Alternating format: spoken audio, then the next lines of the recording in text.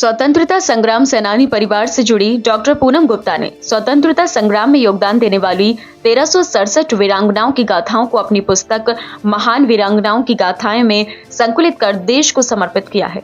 इस पुस्तक को लिखने में उन्हें 8 वर्ष लगे, जिसके दौरान उन्होंने संपूर्ण भारत का भ्रमण कर ऐतिहासिक तथ्यों को संकलित किया। डॉक्टर पूनम गुप्ता की इस उल्लेखनीय उपलब्धि पर उत्तर प्रदेश के मुख्यमंत्री योगी आदित्यनाथ ने उन्हें शुभकामनाएं संदेश भेजा है। साथ ही इस पुस्तक को वर्ल्ड वाइड बुक रिकॉर्ड में शामिल किया गया है, जिससे यह ऐतिहासिक योगदान और भी महत्वपूर्ण बन गया है। पुस्तक में स्वतंत्रता संग्राम में योगदान देने वाली वीरांगनाओं की अनसुनी कहानियों को शामिल किया गया है, जिससे नई पीढ़ी को भारत के संघर्ष और बलिदानों की गहराई से जानकारी मिल सके। डॉक्टर पूनम गुप्ता ने कहा कि आज के युवाओं को स्वतंत्रता संग्राम सेनानियों की गाथाओं से प्रेरणा लेनी चाहिए, ताकि वे देश के इतिहास और बलिदान को समझ सके। उनकी इस पुस्तक को शिक्षाविदों और इतिहासकारों ने भी सराहा। इसे देश भर के पुस्तकालयों और शिक्षण संस्थानों में उपलब्ध कराने की योजना बनाई जा रही है, ताकि अधिक से अधिक लोग इन वीरांगनाओं के अदम्य साहस से प्रेरणा ले सके। देखिए, मैंने ये पुस्तक लिखी है महान वीरांगनाओं की गाथाएं, और ये वो पुस्तक है जो देश की आज़ादी में जिन औरतों ने भाग लिया।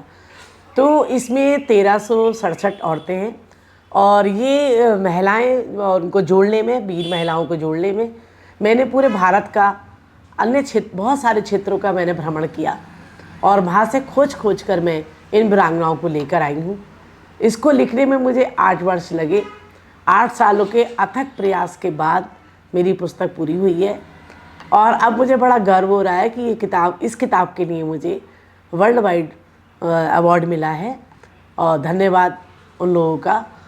लेकिन मेरा ये मानना है कि ये मेरी पुस्तक, जो मैंने प्रयास किया है, मेहनत की है, देश की लिए कुछ काम किया है, तो ये बहुत आवश्यक है ये बात कि ये युवा पीढ़ी के लिए, रीढ़ की हड्डी के लिए कारगर सिद्ध होगी।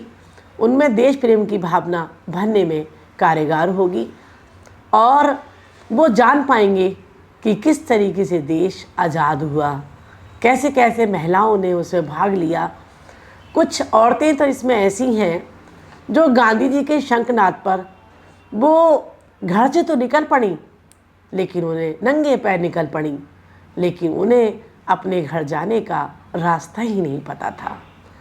मैंने इसमें एक ऐसी महिला का भी वर्णन किया है, और खुद फ़ोटो मेरे साथ उन्होंने खिंचवाया था। मैं दिल्ली गई थी उनके पास, और उन्होंने मुझे अपने इंटरव्यू के दौरान ये बताया कि जो उनके ससुर थे, उन्होंने गांधी जी के कहने पर साबरमती आश्रम और एक पानी का जहाज और मणि भवन जो बम्बई में है, उसको उन्होंने दान किया था। और आज वो बहुत दरिद्र अवस्था में वहाँ रह रही थी। जब मैं वहाँ पहुँची तो पहले तो वो मुझे देखकर सरकार के ऊपर गुस्सा होकर वो मुझसे बात ही नहीं कर रही थी।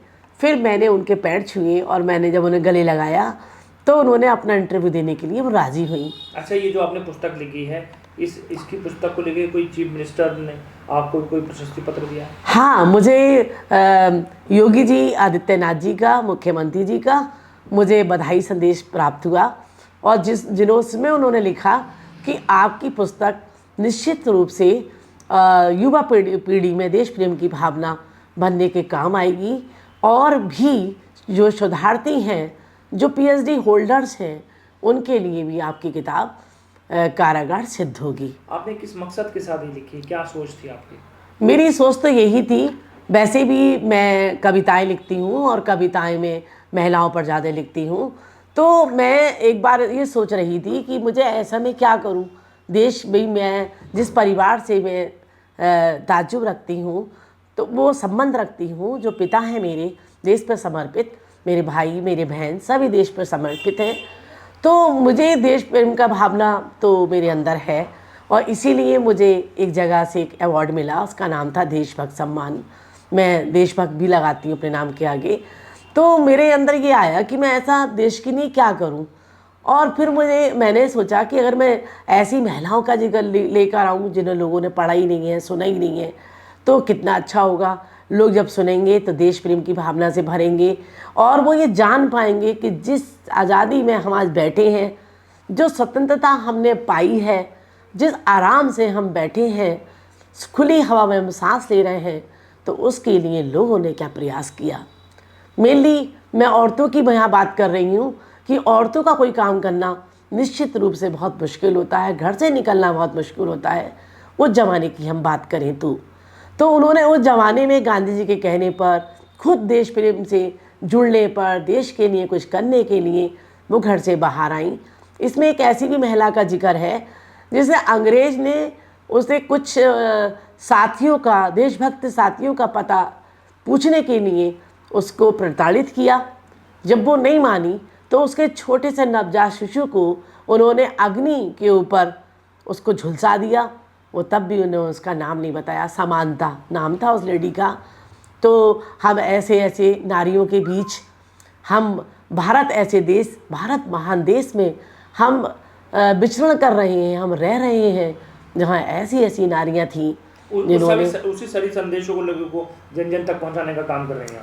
हाँ, मैं उनको जन जन तक पहुँचाने का काम कर रही हूँ। और मैंने 1367 औरतों में 101 औरतों के ऊपर कविताएं भी लिखी, गद्य में भी है, पद में भी है।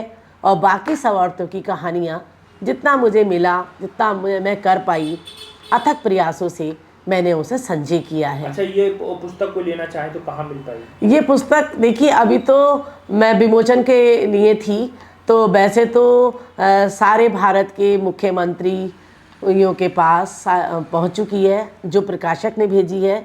और अब जो मिलेगी वो रामा बुक सेलर पर मिलेगी। और जो मुझसे संपर्क करेगा, मैं प्रेस का भी नंबर दे दूंगी, नाम दे दूंगी, तो वहाँ से कुछ सस्ते पैसों में मिल जाएगी, वहाँ का नाम भी दे सकती हूँ।